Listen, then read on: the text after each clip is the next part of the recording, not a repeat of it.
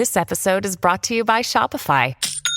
Forget the frustration of picking commerce platforms when you switch your business to Shopify, the global commerce platform that supercharges your selling wherever you sell. With Shopify, you'll harness the same intuitive features, trusted apps, and powerful analytics used by the world's leading brands. Sign up today for your $1 per month trial period at shopify.com/tech, all lowercase. That's shopify.com/tech.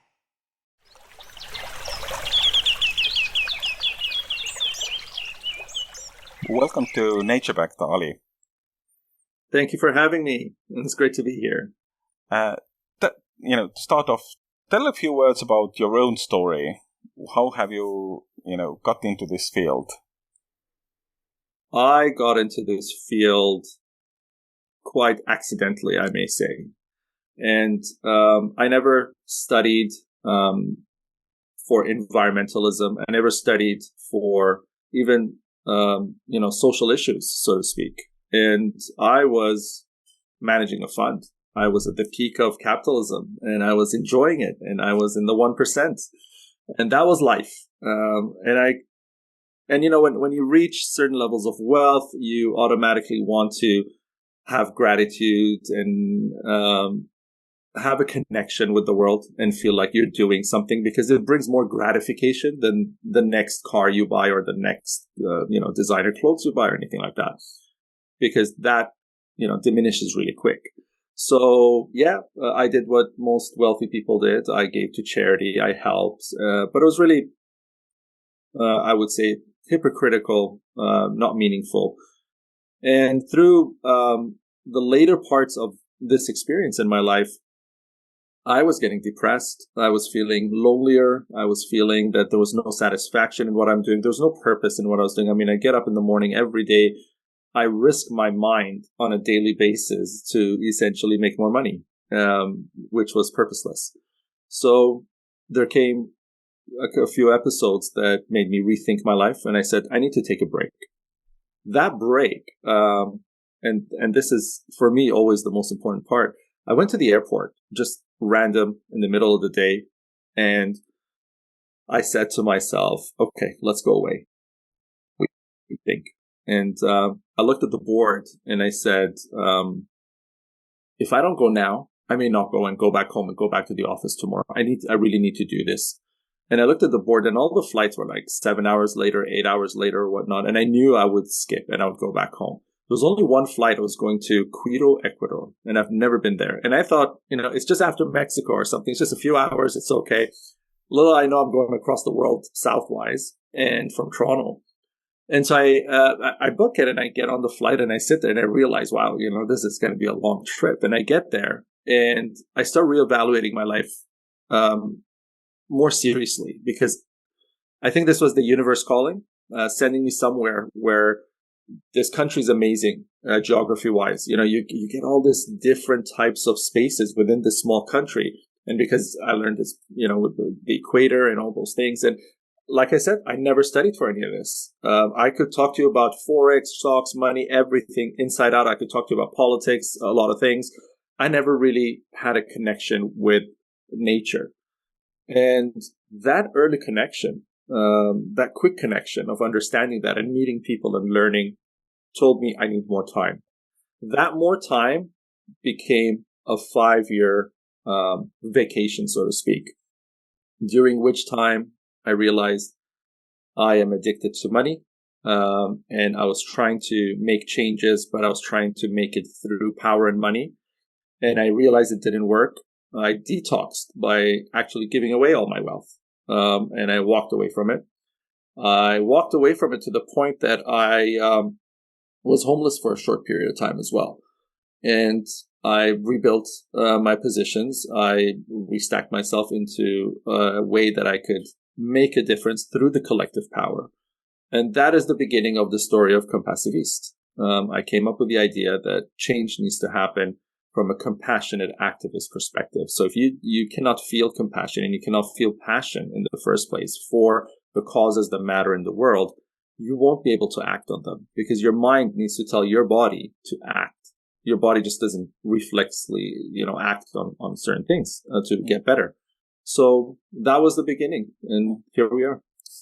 That's the basically philosophy behind it also in a short nutshell. But how have you kind of structured it? You had the idea, but how has it kind of been, how have you been able to grow it? Right.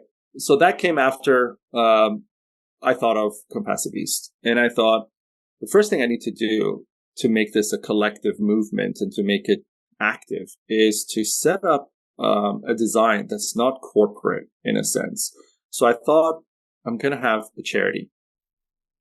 And I registered the charity and I said, okay, this is Compassiviste Foundation. This is where we make change. Everybody can pitch in here and it'll be great. Then I realized this is great, but what happens now is you don't have the measures to make policy changes and you don't have the measures to make people change their lifestyles, to influence that change. And that's where I started thinking, I put my philosophy hat on from my academic days, and some of it became purposeful now. And I said, Spinoza, many people may not have heard of Spinoza, but I followed that guidance of nature, and I thought of the one. And I said, if everything is one and we're all one and we need to move as one to make everything better, and with the least amount of friction, obviously, I need to create a system that functions as one. And I thought of the octopus. And here's an octopus, here's a creature that has many brains. Each tentacle has a mini brain, and then it has a big brain. And they all function in a unison to get somewhere or to, move around or to feed itself or whatever. And I thought the beginning of feeling compassion and acting on it is art in a sense, because it's an expression. I mean, when you act on your feelings, you're acting on art. And I thought of the modular mind, Buddha. And I said, I give this example, imagine you're in a store and you're shopping and you're trying to buy a pair of shoes and you want a little bit of discount. You're bargaining for it. You're trying to bargain for it. You have your economic hat on. You're trying to bring logic and reason why you should get 10% off or something. Now imagine a lion walks into that store. The lion is not going to economically discuss the matter with the lion. It's going to go in a fear or flight or fight mind, and it's going to be a very different module, right? Discussion. And I thought to myself, hey, in this position, how can we accelerate to a better world by maintaining compassion as a fixed module and then adding the other modules as organizational structures so that it can help the flow better? Because if you're a doctor and you always have your compassion module on and you see a person needs surgery, you need your doctor hat on to be able to perform the surgery. But to perform the surgery, you need to have compassion instead of, capitalism, to say, hey, even if you don't have money, I'm going to do the surgery because you're suffering. So that compassion mind has to be there all the time. And so to design that, I went into the different fields. So we created 8 tentacles of the octopus, which are art-based. And with people's involvement and with putting the word out and with making actual changes, tangible changes that you can touch, you can feel, you can see in the world, we hope that it will not only impact and influence people to make those changes, but also that it can be done on a global level, that it makes policy changes that are reasonable and not policy changes that seem, oligarchic or tyrannical in a sense. And that's how it happens. And now I will tell you one of the arms to facilitate understanding how this happens. So one of the arms is our TV arm. And we have a program where you've seen a lot of programs, especially in the US, you see it a lot. People buy rundown homes or, homes that they can get off the banks or something, and they renovate them. And they sell them. And, they put all the costs in, the time and everything else, and they show you this massive amount of profit that they made. And so now so many people are like, oh, I should do that. I should renovate homes and sell them. And what? I took that concept and made it, something that's educational. I said, imagine we have one house that we bring on the show, and we have 3 contestants. Each contestant comes in with our sponsor, who is a homeware store and home hardware store. And they have to reduce the carbon footprint of this household in a 24-hour cycle by as much as they can, given the amount of money. So sometimes on the show it'll be $5,000, sometimes it'll be $20,000, different homes from different areas, different sizes, different styles, different geographies. And then you watch as the, viewer, as the audience, you're watching what's happening. And then we test those three. And we tell you what they did. One changed the aerator in the faucet, one changed the light bulb, and one changed the insulation, whatever it may be, and how much it reduced the cost and how much it reduced the pressure on the energy used. And we bring that education to the public in a way that the public can understand and relate to it. Because right now, I've been to climate protests. I've spoken to activists, climate activists, and I said, how do you measure carbon? What's the measure of carbon? They don't know. I said, I'll give you options. Is it grams per kilometer, or is it kilograms per square meter? And they start thinking about it, which tells me, and I'm not making fun, but it tells me that it's very scary because we're in a place that we're advocating for stuff we don't even understand. We're just out there advocating, right? So this is an educational program. And then, the winner who brings the least amount basically reduces the carbon to the least amount wins, and they win prizes, whatever, from the sponsors. We have a bank endorsing this, and Green Ethical Bank, that doesn't invest in fossil fuels and whatnot. What they're going to do is they're going to start providing people with a green line of credit that will be subsidized in a matter of lower, cost of borrowing and everything to reduce the carbon footprint. Yeah. And so now people start engaging in this. They reduce their bill. They reduce their energy consumption. Why is this important? I'll tell you. People don't know this. You take all of waste management and all of recycling, and it's about 4.8% of the whole problem. Okay? It's not 80%. It's not 50%. We put so much emphasis on recycling. It's only about 5% of the problem. 75% of the problem is energy consumption. So if we reduce 10% of our energy consumption problem, we're actually doing more than if we put all the effort into not having waste whatsoever, zero waste, like something that's ideally impossible, right? But we're not focusing there. Everybody's focus is how to be more recyclable. And the reason is the economies perform on GDP. They're interested in telling you, you can buy all of the plastic you want. You can buy all of the overconsumption that you want, but don't worry because we're making technological improvements to make this plastic and to make all of your overconsumption fit into the sustainable model so that we don't reduce consumption. But if we go out and we teach people, hey, what you really need to do is reduce your consumption, and that will fix the problem because that is the main problem, overconsumption, then, we destroy the hierarchy of capitalism. So that's one arm of what we do. All of them fit in the same way. A couple of episodes back, we had one investor whose whole kind of business logic was based on investing in built environments with the same logic that built environments are like 40% of their total carbon emissions. And if we can do something there, it's much more significant than everybody's talking about the 2%, which is electric vehicles are doing, or something like that, that the focus is a little bit lost in this climate debate.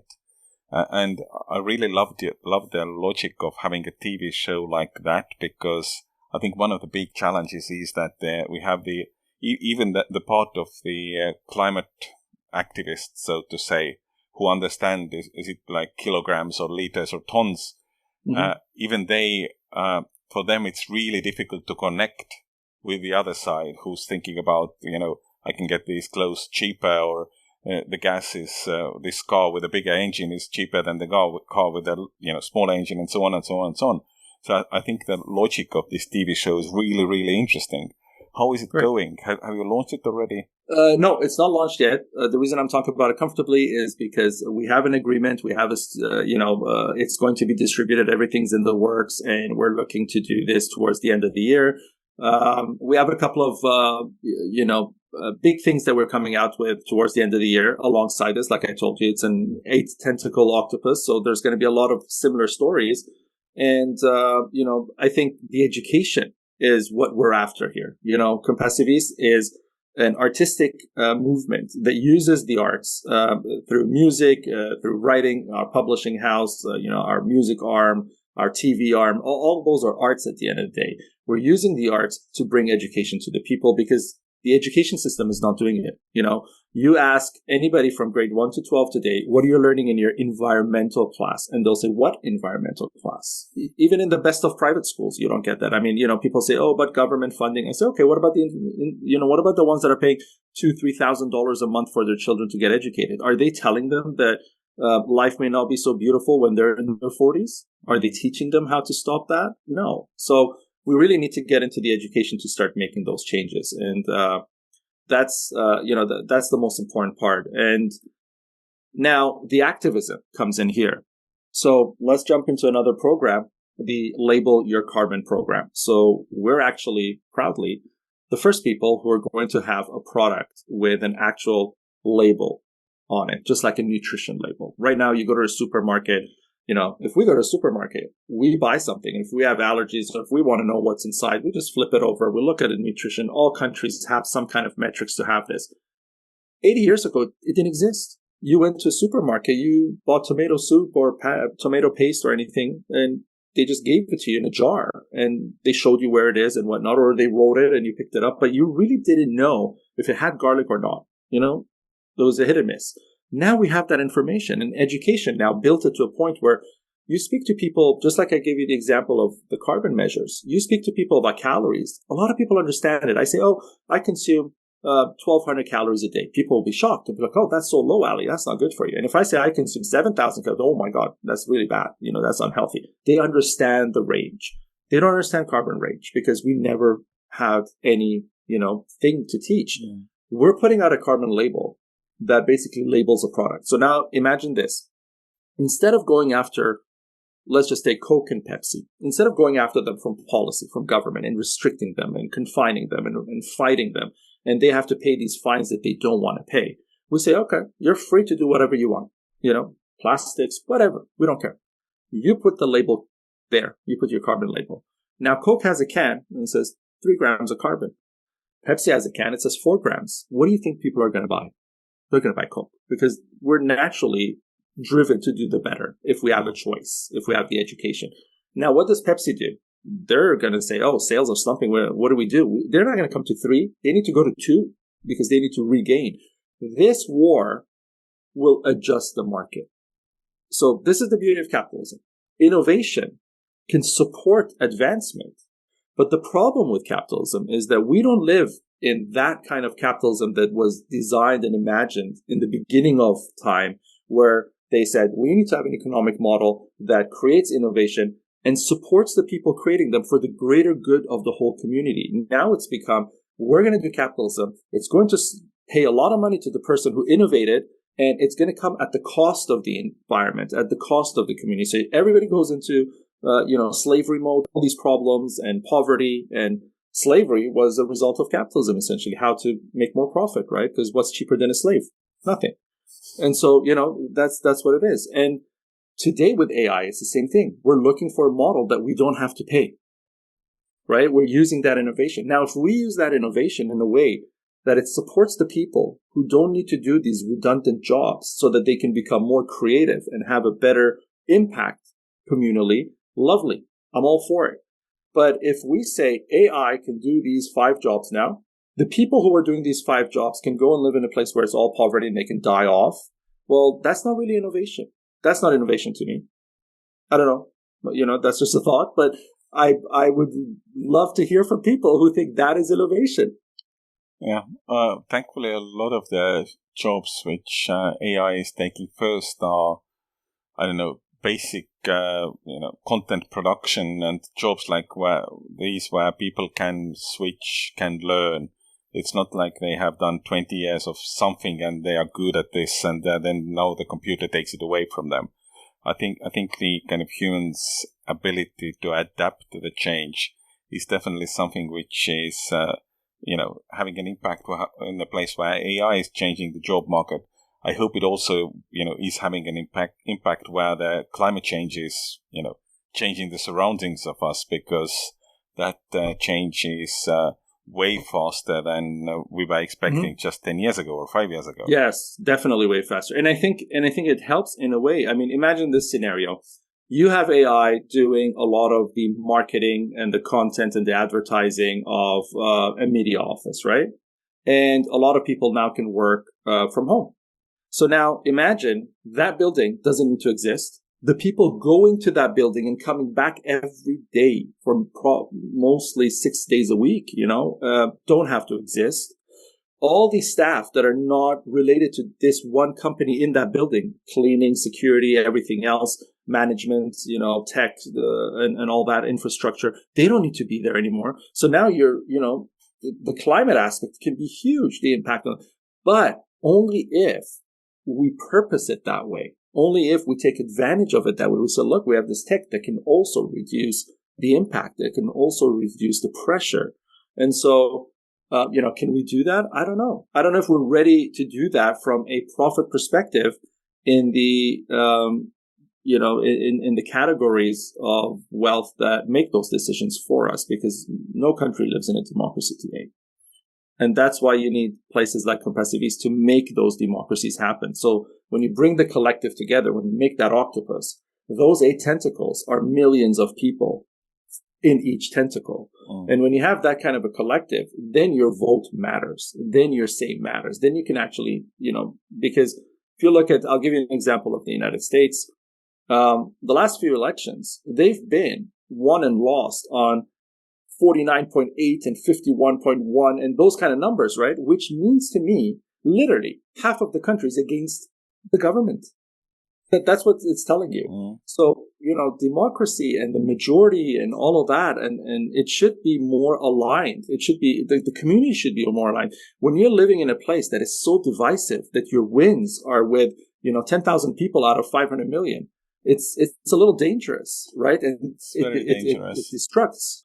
I think education plays the part in bringing people together to, narrow these gaps. And then when those gaps are narrowed and we have focus and we know where we're going, whether it's environmental or other social issues, because I look at environmental issues as social issues. I mean, when there's a flood, people suffer. That's a social issue. Absolutely. So that is a lead into that social issue. So maybe we can make a change when we are educated. That's a big hope. When the nation, we have to act on it.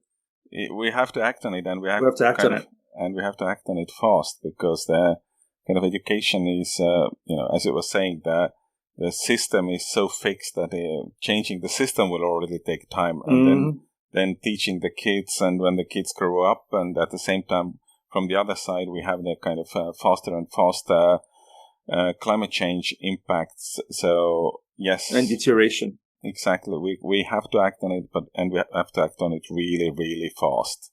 That's the challenge.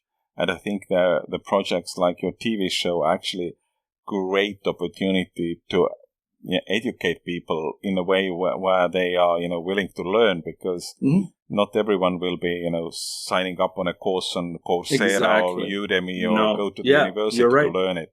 So you kind of have to bring it as close as possible to the entertainment. Exactly. You're going to bring it with the entertainment, right? Exactly. With them clapping and cheering and liking one contestant and following, the lifestyle of that contestant and creating that thing, because that's the world we live in. And so you're absolutely right. I mean, that's what it's all about. And, the pressing matter is there's 2 ways this is going to happen. We're either going to get into some kind of a sci-fi apocalyptic situation where we have to really, fight through and whatnot. And if that happens, I think it's a radical change that we will have to, come up with some radical changes. We will have to accept certain things. But there is a way before that. That is a guarantee. That is almost a guarantee of the next century, right? We all kind of understand that. But from now to the next century, we don't need to say, well, it's going to happen. There's nothing we can do, so we might as well enjoy it. It's kind of like getting a guarantee from your government that they're clearing out all your debts on August 1st. What are you going to do? You're going to rack up all the debts and spend them and enjoy it, right? That's all you're going to do, because August 1st, it goes to zero. So if you tell people, look, the year 2115, there's going to be this storm and flood and whatever that's going to wipe out everything, and it's finished. It's done. I really will not have this. I won't even be here on this podcast. I'm going to go out there and enjoy my life, because why? It's a guarantee. It doesn't make sense. Okay. But what we need to know is that the only guarantee we have is knowing that we're doing the best that we can to not allow more deterioration. If we do that and we die doing that, we'll never know. We'll never know if it was bad or if it was good or what. But we know that we were happy doing the best that we could. And that's all I ask of people. Do the best that you can and die being happy and knowing that you did the best that you can. That's a fair request, or the fair idea to all the listeners. I wanted to ask you, I mean, we were talking about a lot of kind of the big philosophical changes and how to change the world from inside out using the methods people are actually following. To wrap up, tell a few words about how far is Compassiviste today? Beyond your first idea, how big is the network? You were talking a little bit about those 8 different brains and the business logics there.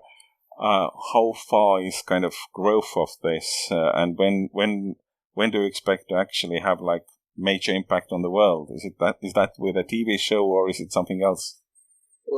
We have a few projects, like I said, that will be 2025 is our year. 2025 is the year where we will have impact. And just like the TV show, I mean, when it starts with a bang, right? People are going to be like, wow, this is really cool. So we have other projects that are going to be just as like, they're going to be just that big. They're going to be just that exciting, and it's going to come with a bang. And I think 2025 is the year. Right now, we have set up all the assets in the sense that our publishing house is up and running. People can come there and submit to us. I mean, we're trying to publish the voices that don't get heard, publish the voices that matter, publish the side of the story that needs to be told. Those are the things we're looking for. And we stand by what we do. For example, our publishing house doesn't print. And the reason it doesn't print is not just the paper story, because the paper story is one side of it. But the other side is a lot of your books, even the largest publishing houses, especially the largest publishing houses, ask them where the book is bound. It's bound in Bangladesh. It's bound in some places where, you don't know how old the person is who's binding your books. You don't know what they're getting paid. Is there a fair trade stamp on books? No, I don't know any book that has a fair trade stamp on it. Is there any metrics of knowing, any accreditation of knowing where this book came from? No, there isn't. At least I can guarantee you something. And, people attack me all the time and say, oh, but, these e-readers, e-book readers, don't buy them. Use your laptop to read. Use your phone. We're in a difficult time. We're at a time where we partied so much that we can't have that next beer anymore because we'll die. So I'm not asking you to go buy another e-reader to read the books. I'm asking you to use what you have available, which you've already purchased. Use your laptop screen, use your phone screen, whatever. It may not be the most comfortable. Yeah, the book is a lot more comfortable, but we're in a position that comfort shouldn't come first anymore. It should be function. It should be what is the most functional to the future that we want to attend to. So we don't print for many various reasons, not just the paper issue. There's you can go on the website and see those. We've printed it out on the website. We published it on the website. And yeah, we've published it on the website. Let me not use that word. Yeah. But, we have that. We have a bunch of our programs that are available there. And we're working with, collaborating with a lot of charities that are making a difference in the world. And these are not to help, as much as I want to help everybody, these are to help programs that can make a sustainable change for the future on a global scale. So, for example, the refugee issue is a big problem. There are refugee camps around the world. The UN comes in. Their goal and their purpose is not to help these people transition into a new life. It's to keep them safe and secure in a tent until, there's a miracle of some sort, which there is never a miracle. So they stay in these camps generationally, right? We go in, we teach these people with a collaboration with university and with professors. And basically, we're working with the University of Sheffield doing this right now with the great, Tony Ryan. Teach these people how to use hydroponics. Once they learn the farming, we give them land, we raise money, we buy them a co-op land, we put in homes for them, we give them a community, we do their papers, we do their legal systems, everything else. Boom, you transition these people into a farming community. They were farmers anyway. They're learning something better. You move them in there. And you have a new system for people actually, doing something and living and getting life back, not just feeding them so the heart beats in suffering. That is one of the hugest problems in the world. We're feeding a lot of the poor people just to keep them alive enough so they continue suffering. That is not charity. Charity is to minimize suffering, is to take away their suffering, is to elevate them to a point, lift them up to a place where there's no suffering. So if you can't do that, you're not helping, in essence. So imagine we do this, we move a community over, and then people say, wow, this worked, this was lovely. You moved 10,000 people. Okay, we can replicate this everywhere in the world, every refugee camp, right? So the programs that we help with are meant to have policy change, are meant to have a infrastructural change, are meant to change the designs that have become archaic, that don't work in this population, in this world today. So when people check those out, they can interact with those, they can support, they can be part of it. Most of the programs are up, they're running, but it's at the early stages. And a couple of the programs, like the TV show and a couple of others that we're launching next year, mid next year, summer next year, are going to be the big impact ones. They're going to be, the ones with the fireworks, essentially. When that happens, we're expecting the big kind of jump on the ship of Compassiviste from around the world, and to collect all the activists and all the thought leaders and academics and the investors and all those people. Because right now, for me to go out there and tell investors, look, I'm doing some great things, here's some ideas, and they're going to say, what's the ROI? Because it's still at that stage. And I say, the ROI is that, do you have a child? Yes. Do you have a grandchild by chance? Yes, I do as well. Great. They will survive happily in the future. That's the ROI. If that doesn't matter to you and you want dollars, then I don't even want to talk to you. You're not my investor. I'm sorry. We could grow, but we purposefully don't do that because we know next year we will have the kind of impact in our launch, in our, in the programs that we're launching in that way, that will bring the right millions of people who will say, hey, I may not be a millionaire, VC or philanthropist or a billionaire. I have $50. I'm willing to give you $5 of that. That $5, a billion people is going to do a lot more than a billionaire who comes in with 100 billion and says, Ali, I don't like that you wear a black t-shirt. Wear blue. And I have to. So that's our stance. Yeah. Good stuff. Ali, thank you so much for this interview, and good luck with all your endeavors. I will be, following closely. Yeah, you'll be a part of it. You'll be a part of it. Everybody's going to be a part of it. That's the whole point. That's why we're doing this show. Amazing stuff. Thank you so much. Thank you. Thank you for having me, and thanks for everybody who's here. Bye-bye. Bye-bye. Hey guys, it's Miriam Love here, and I want to share something very special with you. Check out my new release, All In, the Spanish remixes, out now on Electric House Records. And always remember, be love, share love, all love.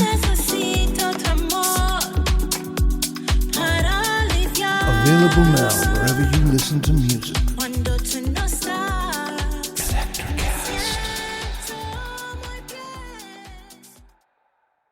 Today is working for me. Do you believe that for yourself? Hey, I'm Pastor Julie, and I want to empower you through encouragement, inviting you to my podcast, Big Truth Encouragement, where I unpack living a faith-filled life. I created my podcast for the ladies, but gentlemen, you'll gain something too. So I invite you to listen to Big Truth Encouragement on Electricast and any platform where you listen to your podcast. Electricast.